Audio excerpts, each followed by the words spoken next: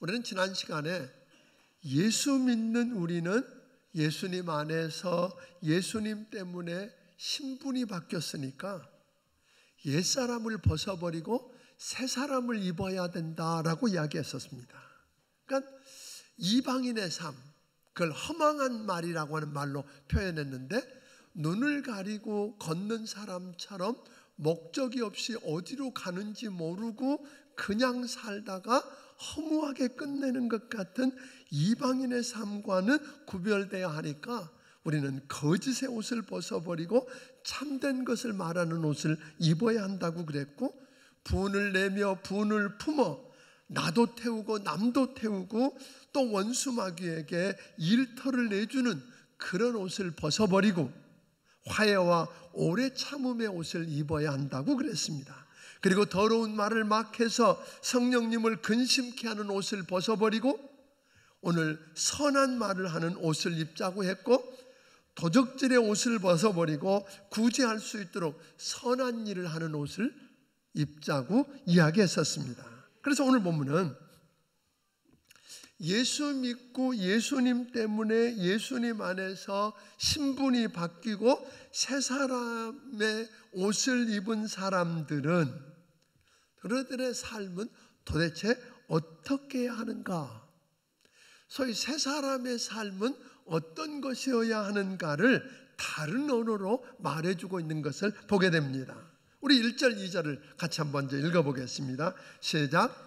그러므로 사랑을 받는 자녀같이 너희는 하나님을 본받는 자가 되고 그리스도께서 너희를 사랑하신 것 같이 너희도 사랑 가운데서 행하라.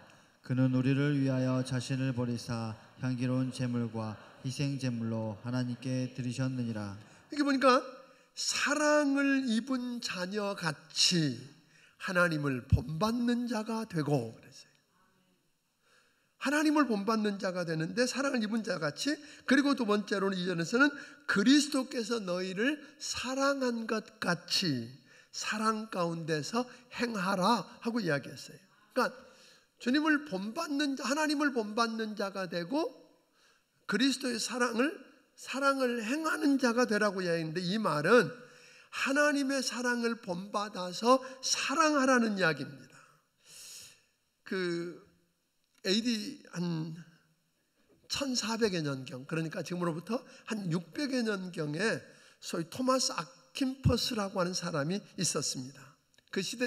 그가 살았던 시대를 들여다보면 종교적으로 정치적으로 굉장히 혼란했고 100년 전쟁이라고 일컬어지던 오랜 전쟁에 시달리고 또 유럽을 휩쓸었던 무서운 흑사병으로 고통 속에서 좌절과 절망을 겪으면서 헤매고 있던 그 암흑기의 상황을 그분이 이렇게 들여다보다가 토마스 아킨퍼스가 이런 이야기를 합니다. 이 시대가 살아나는 길은 도덕적인 회생과 하나님께로 돌아가는 길밖에 다른 길이 없다. 그렇게 이야기하면서 그는 엎드려 기도하는 중에 그리스도를 본받아 사는 것만이 민족과 나라가 사는 길이며, 아멘, 오늘 유럽과 그 시대가 사는 길이라는 거예요. 그래서 그가 그런 생각을 하면서 글을 하나 썼는데, 그게 소위 말하면 여러 세기를 걸쳐서 영향을 끼쳤던 그리스도를 본받아라고 하는 책을 그가 쓰게 됩니다. 이 책으로 말미암아 시대마다 영적인 각성운동이 일어났고 도덕적으로 회복되는 놀라운 일이 일어났다고 하는 겁니다. 이 그리스도를 본받아라고 하는 책은 요즘도 기독서점에 가면 쉽게 이렇게 구할 수 있는 책입니다만, 그러니까 이 이야기는 그런 거거든요. 성경을 통해 눈으로 볼 수 있는 그리스도를 본받는다. 오늘 이 토마스 아킨퍼스가 그리스도를 본받는 게 오늘 이 세상을 회복하는 희망이라고 이야기했었는데, 사실 우리가 눈으로 볼 수 있는 그리스도를 본받는다고 하는 것도 어렵고 힘든 일이죠. 그런데 1절에 뭐라고 그랬어요? 너희는 사랑을 받은 자녀같이 하나님을 본받는 자가 돼. 아니, 그리스도를 본받는 것도 어려운데 누구를 본받으라고요? 하나님을 본받는 자가 되라는 거예요. 피조물인 인간이 어떻게 창조주 하나님을 본받을 수 있을까요? 불가능한 일처럼 보입니다. 하나님의 영원성, 절대성, 전지성, 전능성, 유일성, 거룩성, 무소부재 이런 것들을 보면 인간이 흉내조차도 낼 수 없는 것들인데 하나님을 본받는 자가 되라고 그랬습니다. 그 이유는 하나님이 하나님의 형상대로 여러분과 나를 만드셨고 우리를 만드시면서 소위 공유적 속성, 하나님께도 있고 우리에게도 있는 속성을 주셨는데, 예를 들면 지혜라든지 사랑이라든지 선하심이라든지 긍휼하심이라든지 동정심, 부드러운 마음, 용서하는 것 같은 이런 마음은 우리도 공유할 수 있게 해주셨다고 하는 거예요. 그러니까 예를 들면 그래도 역시 그럼에도 불구하고 하나님을 본받는다고 하는 말이 잘 안 되는 것처럼 느껴지는 거예요. 자, 어느 시골 고등학교에 조그마한 오케스트라가 있었어요. 그래서 그 시골 도시에서는 음악을 듣고 싶으면 학교에 가서 그 시골 고등학교에 오케스트라가 연주하는 음악을 들으면서 이게 행복해하고 좋아했어요. 그런데 어느 날이었어요. 어느 날 시골 고등학교 오케스트라가 손대지 말아야 할 걸 손댄 거예요.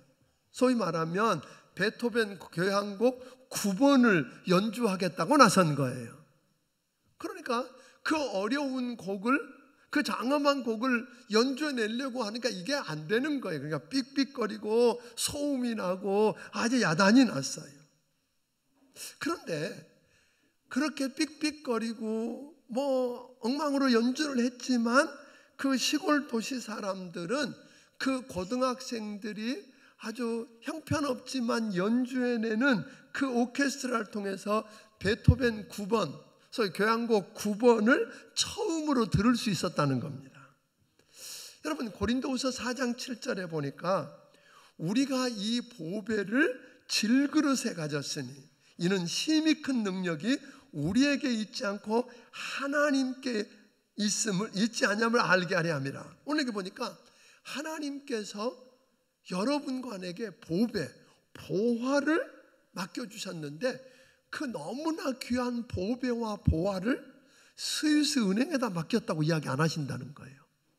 한국은행 창고에다가 맡겼다고 말하는 게 아니라 우리 하나님이 소위 진흙더미 같고 그래서 볼품도 없고 쉽게 깨어질 수밖에 없는 그런 질그릇 같은 우리에게, 주님의 몸인 교회에게 그 보배를 맡겨주셨다, 그렇게 이야기하는 거예요. 그러니까 하나님은 여러분과 내가 연주가 서툰 연주가라는 걸 아세요. 그나마 가지고 있는 악기도 어느 스트라디바리우스나 이런 게 아니라 과넬리 같은 그런 명품 악기가 아니라는 거 우리 주님 다 아신다는 거예요. 그럼에도 불구하고 복음이라고 하는 아주 소중한 보물을 누구에게, 또 죽어가는 영혼을 구원하는 그 일을 여러분과 제게 맡겨주시고 우리 교회에 맡겨주시면서 연주를 부탁하셨다고 하는 거예요. 아멘. 그러니까 자, 우리가 이때 충분히 하나님, 우리가 갖고 있는 악기 아시잖아요. 이 다 엉터리, 오래되고 구식, 제대로 소리 못 내는 이 악기 가지고 또 우리들 실력 다 아시면서 우리들어 이걸 연주하라고 하면 어떻게 해요? 여러분, 아까 시골 고등학생들이 그 베토벤 교향곡 9번을 그래도 엉터리라도 연주해냈기 때문에 그들이 만일 여러 핑계를 대고 연주 안 했더라면 그 도시에 사는 사람은 한 번도 베토벤 교향곡 9번의 그 멋진 음악을 들을 기회가 없었을 거라는 거예요. 그러니까 여러분과 내게 맡겨주신 이 복음이라고 하는 보배를 다른 곳에 맡긴 게 아니라 누구에게 맡겨주셨다고요? 우리에게 맡겨주시고, 믿습니까? 나에게 맡겨주시고 그 복음을 연주하라고 그랬는데 우리가 잘 연주 못하면 사람들이 그게 뭔 말인지 잘 못 알아듣겠죠. 그렇잖아요. 여기는 베토벤 교향곡 9번을 했는데 듣는 사람들은 영 다른 음악으로 들릴 수 있을 거라고요. 또 그렇다고 핑계를 대고 연주를 안 해버리면 그 사람들은 평생 그걸 들을 기회가 없을 거라는 거예요. 사랑하는 여러분, 저는 오늘 여러분들에게 그렇게 원하고 싶은 거예요. 예수 믿고 구원받아 오늘 그 신분이 바뀐 여러분과 나, 소위 주님의 부르심에 합당하게 살려고 한 여러분과 내게 우리 하나님 뭐 하라고요? 복음을 맡겨주시면서 연주하래요. 다른 그 시양 국립교향악단에게 맡긴 거 아니에요. 그걸 오늘 여러분과 내게 맡겨주시면서 그걸 가지고 뭐 해보라고? 연주해보래요. 아멘. 우리가 핑계대지 않고 힘껏 연주해서 오늘 이 시대에 사는, 이 도시에 사는 사람들이, 저는 그 연주를 듣고 복음을 듣고 주님 만나고 구원받는 기적이 일어나기를 주의 이름으로 축원합니다. 역사가 일어났으면 좋겠어요. 사랑하는 여러분, 누가 하나님을 본받아 그러는데 이 본받는다라고 하는 말은 그런 거거든요. 먼저 이렇게 물끄러미 바라보는 게 처음 시작이잖아요. 여러분 애들이요, 부모 하는 거 그대로 쳐다보잖아요. 쳐다보다가 그 다음 뭐예요? 따라하고 모방하고 흉내를 낸단 말이에요. 어느 날 애들에게 특별히 가르친 것도 아닌데 그대로 하는 거 아시죠? 그대로 하고 있더라는 거예요. 그런데 우리가 하나 기억해야 될 것은, 우리가 하나님이 부르심에 합당한 삶을 못 사는 거야. 하나가 되어서 하나님이 내게 주신 은사를 가지고 헌신하고 섬겨서 주님의 몸을 세워가고, 그리고 더러운 옛사람의 옷을 벗어버리고 새로운 옷을 입고 주님을 본받는 이런 삶을 살아야 되는데 그렇게 잘 못 살아요. 자, 그러면 그렇게 못 살면 그걸 우리는 뭐라고 불러요? 죄라고 그래요. 죄를 범했다고 그래요. 그런데요, 더 무서운 죄가 뭔 줄 아세요? 하나님이 부르신 부름에 합당하게 못 살아서 제대로 연주 안 하면, 연주 제대로 못한 것도 문제지만 나를 쳐다보다가 주변에 있는 사람들이 하나님을 향해서 등을 돌린다면 이게 더 큰 죄라는 거예요. 여러분 이해가 되십니까? 내가 연주 잘 못한 게 문제가 아니에요. 내가 제대로 못 살고 부르심에 합당한 삶을 못 살고 벗어야 될 옛사람의 옷을 못 벗어버리고 오늘 더러운 누더기 나사로를 살려놓았는데 여전히 썩고 냄새나고 오늘 죽은 시체들이 걸치고 나는 수의를 걸치고 있으면 그게 죄인데, 그것만 죄라고 끝나면 좋겠는데 그걸 쳐다보는 우리 주변의 많은 사람들이 그 모습 보고 하나님에게서 등을 돌리고 떠나가는 것, 그렇게 한다면 이게 더 큰 죄라고 하는 것 기억하기를 주의 이름으로 축원합니다. 우리가 하나님을 본받는 삶을 산다고 하는 것 불가능해 보입니다. 그러나 사랑하는 여러분, 우리 눈을 들어서 하나님을 주목해 바라보십시다. 그리고 따라해 봅시다. 그리고 모방을 하고 흉내를 내서라도 우리를 믿어주시고 연주하라고 맡기신 베토벤 교향곡 9번과 같은 복음을 연주해서 우리를 통해서만 들을 수 있는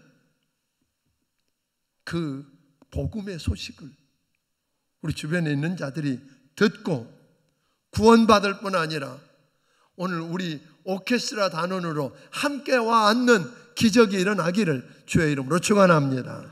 그렇다면 어떻게 하나님을 본받아 살 수 있을까요? 첫째로 하나님의 사랑 가운데서 행하라고 이야기합니다.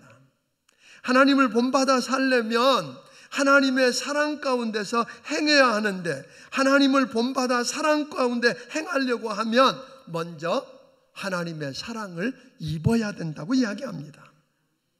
우리가 사랑하기 위해서 먼저 하나님의 사랑을 입어야 된다는 것. 왜냐하면 내가 사랑하고 싶다고 그냥 사랑되어지는 게 아니더라는 거예요. 1절에 보니까 이렇게 이야기했어요. 하나님을 본받는 자가 되라. 2절에 보니까 너희도 사랑 가운데서 행해라 그러는데 그 앞에 단서가 붙어 있다는 거예요. 1절에 뭐라고 그러세요? 사랑을 받은 자같이 하나님을 본받는 자가 되고, 2절에 보니까 그리스도께서 너희를 뭐한 것 같이? 사랑한 것 같이 너희도 사랑 가운데 행하라, 그렇게 이야기하는 거예요. 그러니까 남 이야기 듣고 그냥 사랑해야지 하고 그래서 사랑하게 되는 거 아니더라는 거예요. 주님 사랑을 본받아봐야 된다는 거예요. 오늘 여러분, 내가 정말로 주님이 나를 사랑한다고 하는 그 사랑이 내 삶에 폭포수처럼 쏟아 부어지는 걸 경험해 봐야, 주님이 나를 사랑하는 그 사랑을 온 몸으로 경험적으로 체험해 봐야 나도 다른 사람을 뭐예요? 사랑할 수 있다는 거예요. 그러니까 예를 들면 우리 너무나 잘 알고 있는 성경 구절이 있습니다. 웬만하면 다 암송하지요. 요한복음 3장 16절입니다. 하나님이 세상을 이처럼 사랑하사 독생자를 주셨으니 이는 저를 믿는 자마다 멸망치 않고 영생을 얻게 하려 하십니다. 그런데요, 이 구절을 다 암송을 하고 수없이 읽었는데 그게 별로 감동이 안 하다. 그냥 머릿속에 아는 겁니다. 그런데 어느 날 이 구절을 읽다가 갑자기 구절이 이렇게 들리는 거잖아요. 내가 너를 사랑해서 하나밖에 없는 내 아들 예수를 십자가에 죽게 했다? 이렇게 내 안에 턱 닿으면 그냥 맨정신으로 그 글을 읽을 수가 없잖아요. 그냥 평범하게 하나님이 세상을 이처럼 사랑하사 뭐 그렇게 그냥 애워댔던 말이 아니라, 하나님이 내가 너 살리려고 너 사랑해서 나 하나밖에 없는 아들 너를 위해서 죽였다라고 그 말이 내 가슴에 와서 턱 닿으면, 그 사랑이 내 가슴에 와 닿으면 우린 다르더라는 거예요. 그냥 읽을 수가 없죠. 그 사랑에 감격해서 엎드러질 수밖에 없지 않을까요? 로마서 5장 8절에 우리가 아직 죄인 되었을 때 그리스도께서 우리를 위하여 죽으심으로 하나님께서 우리에 대한 자기의 사랑을 확정하셨다. 잘 아는 말이고 많이 들었던 말이에요. 근데 이 구절을 읽다가 내가 도대체 자격이 없는데, 내가 얼마나 더럽고 추한데 하나님이 나를 사랑하셔서 내 형편 따지지 않고 고치고 오면 한다고 말하지 않고 있는 모습 그대로 나를 받아주시고 나를 위해서 하나밖에 없는 아들 예수 십자가를 지게 하셨다니, 하나님이 나를 얼마나 어떻게 사랑했는가가 가슴으로 느껴지는 순간, 여러분에게 이런 경험이 있습니까? 십자가를 쳐다보다가 그냥 나무 십자가, 저거 교회 표시네 라고 느껴지는 게 아니라, 그 십자가를 보다가 하나님이 나를 얼마나 어떻게 사랑하셨는지, 하나님이 내 죄 때문에 죄값을 다 치르고 어떻게 고난당하고 죽으셨는지가 가슴에 와 퍽 박혀서 그 십자가를 그냥 바라볼 수가 없어서, 여러분 울어본 적이 언제입니까?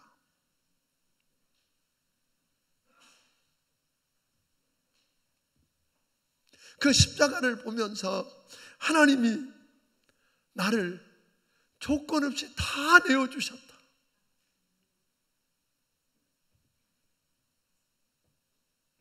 그래서 그분이 십자가에서 내 죄값을 치르시고 오늘 죽으시고 용서하셨기 때문에 내 과거에 범한 억만 가지 죄악과 현재와 미래에 저지를 죄까지 다 용서받았다.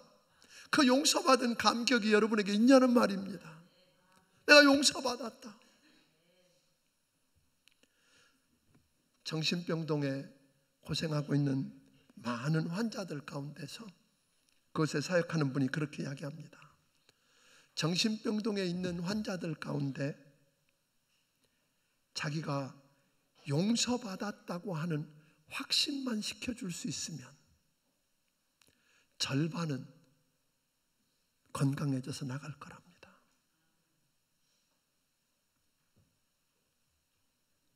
여러분, 그 십자가를 보면서 주님이 나를 얼마나 사랑하셨는지, 어떻게 용서하셨는지, 이걸 그냥 아는 정도가 아니라, 그래서 내가 다른 사람들을 어떻게 용서해야 되는지까지가 이어질 수 있다면, 그 어마어마한 사랑을 받았고 용서를 받았으니까 그래서 이제 내가 하고 나아갈 수만 있다면 얼마나 놀라운 일이 있을까요? 오늘 2절에 중간에 보면 성경은 이렇게 말합니다. 우리를 위하여 자신을 버리사 향기로운 제물과 희생제물로 하나님께 드리셨느니라. 예수님께서 여러분과 나를 사랑하셨고 여러분과 나를 살리기 위해서 하늘 보좌를 버리고 모든 것 다 내려놓고 종의 모습으로서 십자가에 죽기까지 자신을 내어주셨더니, 그것을 하나님은 가장 향기로운 살아있는 제물이요 제사로 하나님 받으셨다는 거잖아요. 그러니까 오늘 여러분과 내가 하나님을 사랑한다 그러고 하나님을 잘 예배하겠다 그러는데요, 가장 좋은 예배는 하나님의 나를 사랑을 경험한 그 사랑 가지고 이웃 사람들을 사랑하고 그들을 위해서 내가 뭔가 헌신하면 하나님은 그것을 하나님께 가장 향기나는 제물이요 제사로 받아주시겠다고 이야기합니다. 사랑하는 여러분, 이렇게 하나님을 사랑한다고 하는 사람들은, 사랑 가운데 행하는 사람들은 당연히 그리스도 하나님을 본받았기 때문에 거룩하게 살아야 한다 하는 것이 오늘 3절과 4절입니다. 3절 4절을 읽어보겠습니다. 시작. 음행과 온갖 더러운 것과 탐욕은 너희 중에서 그 이름조차도 부르지 말라. 이는 성도에게 마땅한 바니라. 누추함과 어리석은 말이나 희롱의 말이 마땅치 아니하니 오히려 감사하는 말을 하라. 여기 보니까 거룩하게 살아야 될 우리에게 입에도 내면 안 된다, 그런 건 이름조차 부르면 안 된다고 하는 게 첫 번째가 음행입니다. 음행이라는 게 뭘까요? 결혼 이외에 가지는 모든 성적인 관계입니다. 혼전에 갖는 성적인 관계를 포함해서 내 사랑하는 남편과 내 사랑하는 아내가 아닌 다른 어떤 이와 갖는 성적인 관계를 가리켜서 성경은 음행이라고 말합니다. 그런데 그것을 그 다음에 뭐라고 그러세요? 그건 더러운 거랍니다. 음행하는 건 더러운 겁니다. 뿐만 아니라 그 탐욕이라 그랬는데, 그 다음은 탐욕이라고 하는 것은 단순히 뭘 욕심 부리는 게 아니라 내 아내, 내 남편이 아닌 다른 사람의 몸을 탐하고 있는 그런 것, 이것은 이름도 부르지 않아야 된다고 그랬습니다. 아멘. 또 4절에서는 행동만이 아니라 그런 말을 갖고 이야기하는데, 4절은 똑같은 이야기입니다. 누추한 말. 이 누추한 말이라고 하는 건 뭐냐면, 다른 사람과, 내 아내와 내 남편이 아닌 다른 사람과 성적인 관계를 갖고 싶은 마음으로 치근덕거리는 말. 이 말을 그 다음 절은 뭐라고 그랬어요? 어리석은 것이라고 그랬습니다. 그 다음에 희롱은 뭐예요? 음행을 자극하는 말, 성희롱 같은 겁니다. 우리 엊그전에 신문, 언론을 통해서 별을 2개나 단 사단장이 성희롱하다가 잡혀가서 구속되는 사건을 보았습니다. 근데 그렇게 잡혀가는 사람보다 안 잡혀가는 사람이 더 많습니다. 음행과 더럽고 어리석은 이것들을 주님 뭐라고 그러세요? 이름도 부르지 말 뿐 아니라, 오늘 성경은 이렇게 말합니다. 4절에 뭐라고 그랬어요? 4절 하반절에 당연히 마땅하지 않으니까 오히려 감사하는 자가 되라. 오늘 여러분 입 열면 이렇게 더럽고 추잡한 일, 그걸 사람들을 웃게 한다는 말로라도 농담으로라도 우리 성도들 입에서 그거 떠나기를 주의 이름으로 축원합니다. 아멘. 떠나야 됩니다. 오히려 그 대신에 감사하는 자가 되라고 그랬습니다. 여러분과 내게 구원해 주신 그 구원의 은총에 대한 반응으로 우리는 찬양과 감사와 함께 하나님을 예배하는 것입니다. 하나님이 주신 은혜가 너무 크고 감사하니까 입술을 열 때마다 뭐 하자? 감사. 오늘 예배가 되기를 주의 이름으로 축원합니다. 오늘 여러분, 이 시대에 지금 사도 바울이 에베소 교회를 향해서 이 글을 쓰던 그 에베소 지역의 상황은, 그곳에는 지금 뭐가 있었느냐 하면 다이애나 신전이라고 하는 어마어마한 신전이 있었어요. 수천 명의 창기가 그 안에 있었어요. 그곳에 그 신전에 와서 예배하는 의식을 갖는 사람들이, 의식 중에 하나가 그 신전에 있는 일하는 여자들하고 성적인 관계를 갖는 거였어요. 그런데 그걸 부끄러워하지도 않고 이상한 일이라고도 여기지 않고 당연하고 평범한 일이라고 그랬어요. 다 그러는데 어쩌냐는 거예요. 재밌다는 거예요. 그런 상황 속에서 성경은 오늘 뭐라고 말해요? 그건 속이는 거라고 그랬어요. 음행은 즐거움을 준다고 이야기합니다. 천만의 말씀이에요. 내 남편, 내 아내가 아닌 다른 이들과 몰래 먹는 떡이 맛있다고요? 거짓말입니다. 음행은 여러분 기억하세요. 즐거움을 줄 것 같은데 당사자뿐 아니라 상대방도 파괴하고 하나님과의 관계도 철저하게 파괴합니다. 아멘. 그래서 6절은 우리에게 이렇게 가르칩니다. 이로 인해 하나님의 진노가 불순종의 아들들 가운데 임한다 그랬어요. 하나님의 진노가 임하는 이유를 우리는 역사를 통해서 봅니다. 소돔과 고모라 성이 왜 망했던가요? 동성연애를 비롯한 성적인 타락이 가져온 하나님의 심판이었습니다. 여러분, 역사 속에서 일어났던 폼페이 도시가 왜 망했던가요? 로마 도시 가운데 가장 성적으로 타락했던 그곳을 하나님께서는 화산 폭발로 덮어버리셨습니다. 왜 그렇게 성적인 범죄에 대해서 하나님이 엄하실까요? 고린도전서 6장 18절은 이렇게 말합니다. 다른 죄는 몸 밖에서 이루어지는데 음행은 몸 안에서 이루어지는 거랍니다. 그래서 19절은 우리에게 이렇게 말합니다. 19절을 보니까 우리 몸은 하나님의 성령이 거하는 하나님의 전이기 때문에, 하나님의 성령이 거하는 하나님의 전이기 때문에 몸 안에서 이루어지는 죄를 하나님이 용납하지 않으십니다. 여러분, 아직도 유혹을 받고 있는 부분이 있나요? 그래서 여러분을 흔들리게 하는 것이 있는가요? 요셉처럼 하나님을 생각하십시오. 하나님 앞에 산다고 하는 것 기억하고 그게 하나님 앞에 죄라고 생각하고 여러분을 믿어주고 사랑한 사람을 생각하고 도망가기를 주의 이름으로 축원합니다. 떠나십시오. 아직도 잘못된 관계에 빠져 있고 그것을 즐기고 있는 분이 있다면 지금 끊기를 주의 이름으로 축원합니다. 명령합니다. 그리고 하나님의 용서를 구하십시오. 하나님의 도움을 구하십시오. 그러면 회복시켜 주실 것입니다.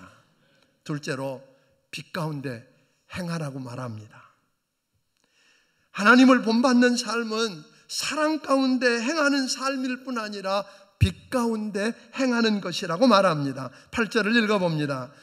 너희가 전에는 어둠이더니 이제는 주 안에서 빛이라. 비의 자녀들처럼 행하라.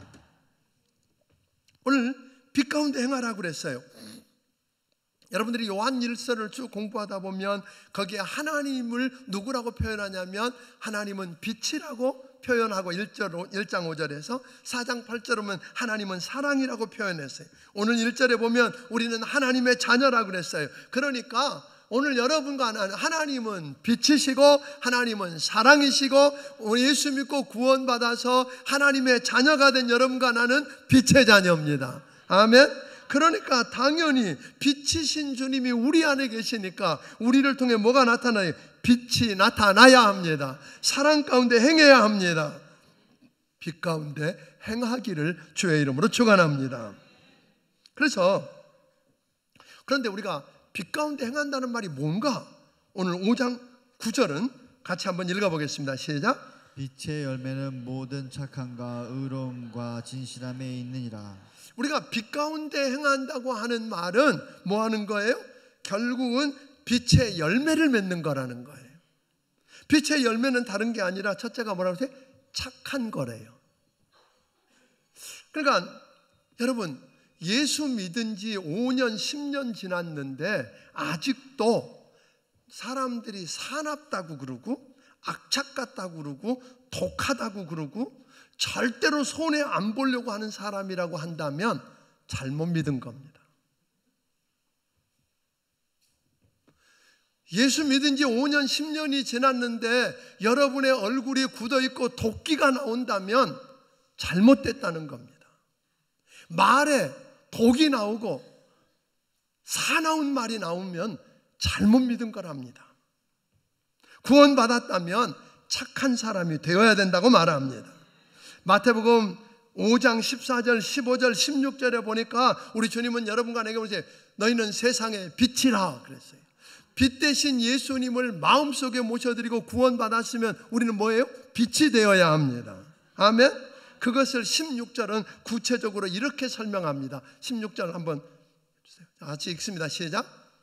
그렇지 너희 빛이 사람 앞에 비치게 하여 그들로 너희 착한 행실을 보고 하늘에 계신 너희 아버지께 영광을 돌리게 하라.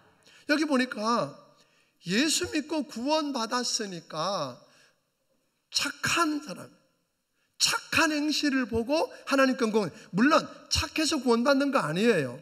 예수 믿고 구원받았으면 뭐 하게 돼요? 착한 행실이 나와야 된다는 거예요. 아멘. 그래서 그걸 보는 사람들이 누구를? 하나님께 영광을 돌려야 돼요. 여러분들이 하나님이 주신 그 복음, 그 보배를 가지고 연주했더니 누가 생각이 나요? 하나님 생각이 나고 예수 믿게 되는 일이 일어나야 된다는 거예요. 착할 뿐 아니라 의로워져야 된다고 그 다음 이야기하고 있어요. 그러니까 기준이 높아져야 돼요. 예수 믿고 구원받았는데도 네 것도 내 것도 네, 뭐 이런 식으로 갖고 사는 게 아니라 의로워져야 돼요. 하나님이 인정하는 의로움이 있어야 되고 진실해져야 된다고 말하는 거예요. 그래서 오늘 여러분과는 10절은 말합니다. 내가 이게 주님께 기쁨이 되는지, 내가 살고 있고 내가 말하고 있는 이것이 주님께 기쁨이 되는 말이고 삶인지, 즉 하나님을 닮아가는 이야기인지, 그래서 사랑 가운데 행하고 있고 빛 가운데 행하고 있는지를 늘 따져보라는 거예요. 점검해보라는 거예요. 아멘. 또 하나는 우리가 빛 가운데 행한다는 말은 빛이 들어가면 뭐예요? 드러내는 거예요. 여러분, 빛의 역할 가운데 하나가 뭐죠? 빛이 가면 어두움은 도망가게 되어 있어요. 여러분, 더럽고 아까 이야기했던 누추한 말을 하고 그러고 거짓말하고 살던 사람들이 그게 아무 문제가 없었는데 어느 날 빛이신 예수님을 모시고 빛 가운데 사는 사람이 그 안에 들어가면 말로 너 왜 그러냐고 말하지 않았는데도 그게 뭐 해야 돼요? 우리가 하는 이야기가 더러운 거네, 추한 거네, 죄네 드러나야 돼. 그래서 말하는 걸 하고 여러분이 갔더니 입을 다물고 그 말을 멈추고 여러분 그런 행동을 멈추고 떠나는 일들이 일어나게 되기를 주의 이름으로 축원합니다. 여러분이 거기 있는데도 똑같이 더럽고 추잡하고 음란한 이야기들을 계속 해대고 잘못된 어둠의 삶을 계속 들추고 있다면 그건 잘못 믿는 겁니다. 말로 어떤 사람을 들춰놓고 네가 왜 그렇게 사느냐고 말 안 해도 빛이 드러나서 그렇게 할 수 없어야 되고 불편해져서 오늘 여러분 그곳에 새로운 일들이 일어나게 되기를 주의 이름으로 축원합니다. 시간이 없어 이거 다 못해서 14절과 함께 오후 2시에 합니다. 아멘. 끝이 더 재밌습니다. 더 좋습니다. 부탁합니다. 여러분, 하나님이 우리를 얼마나 믿으셨으면 좀 생각해 감동이 돼요. 하나님을 본받, 이거 못할 거 뻔히 아시는데, 연주 못할 걸 뻔히 아는데 그 어마어마한 보화를 나한테 주면서 우리 교회에게 맡겨주시면서 연주하래잖아요. 우리가 연주 안 하면 우리 주변에 있는 사람이 들을 길이 없대요. 아멘. 들을 길 없대요. 그들이 여러분 연주를 듣고 주님 앞에 나와 구원받는 일이 이번 VIP 축제 때 일어나게 되기를 주의 이름으로 축원합니다. 기도하겠습니다.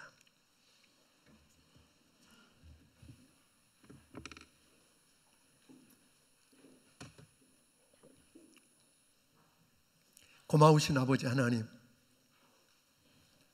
우리를 구원해 주시고 신분을 바꿔주시고 하나님을 아버지라고 부르는 특권 주신 하나님이 이제 옛사람의 옷을 벗어버리고 새 옷을 입으라고 하시니 감사합니다. 아버지 하나님, 옛사람의 옷을 벗고 새 옷을 입고 사는 삶이 어떤 삶인가를 오늘 말씀을 통해서 보여주신 하나님, 주 하나님을 닮아가기를 원합니다. 주님 바라보고 따라하고 그리고 흉내내보고 그렇게 하면서 주님 닮아가기를 원합니다. 하나님이 내게 맡겨주신 너무 큰 그 보화, 감히 연주할 수 없는 그걸 나를 믿고 맡겨주셨으니까 주님 바라보고 흉내내보고 따라하면서 연주해서 하나님, 내가 연주하지 않으면 들을 사람이 없는 그 영혼들이 복음을 듣고 살아나는 거 보고 싶습니다. 도와주시옵소서. 사랑 가운데 행하게 하옵소서. 더러운 일들을 그치게 하옵소서. 아버지 하나님, 빛 가운데 행하게 하여 주시옵소서. 그래서 아버지, 이 세상이 우리 때문에 달라지고 역사가 일어나는 거 보게 하여 주시옵소서.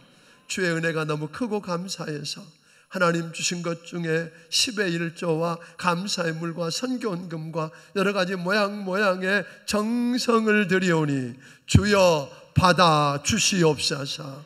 저들을 축복하여 주셔서 오늘 하나님이 믿고 맡겨주신 보배를 가지고 잘 연주하는, 그래서 저들 때문에 많은 영혼들이 듣고 아버지 뜻을 이루는 역사를 보게 하여 주시옵소서. 예수님 이름으로 기도하옵나이다. 아멘. 말씀을 켜가시며 찬양드리며 준비하신 예물을 하나님께 드리겠습니다.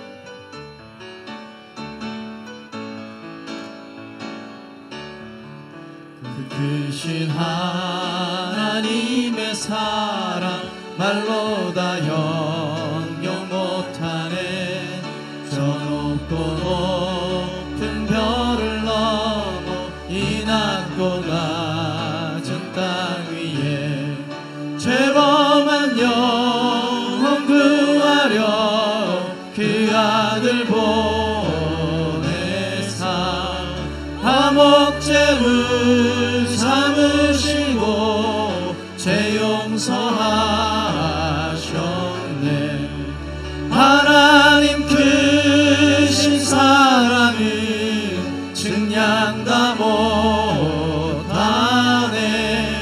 영원히 변치 않는 사랑 성도여 찬양하세.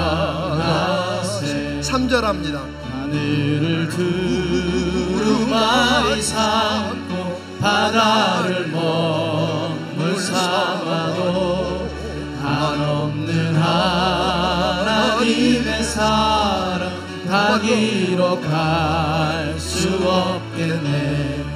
하나님의 크신 사랑 그 어찌 닿았을까. 저 하늘 높이 쌓아도 채우지 못하리. 하나님 크신 사랑을 측량 다 못하네. 영원히 변치 않는 사랑 성도여 찬양하세.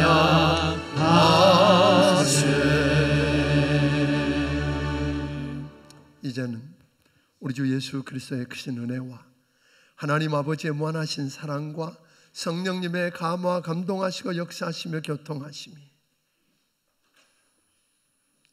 구원받은 나에게 하나님을 본받으라고, 빛 가운데 행하라고, 사랑 가운데 행하라고 말씀하시니 이제 그 말씀 나 혼자 감당할 수 없어서 주님 바라보고 따라해보고 흉내내면서 그 일들이 우리를 통해 연주되는 것 보기 원하는 귀한 심령들 머리 위에 지금부터 영원까지 함께 해주시기를 예수님 이름으로 축원하옵나이다. 아멘.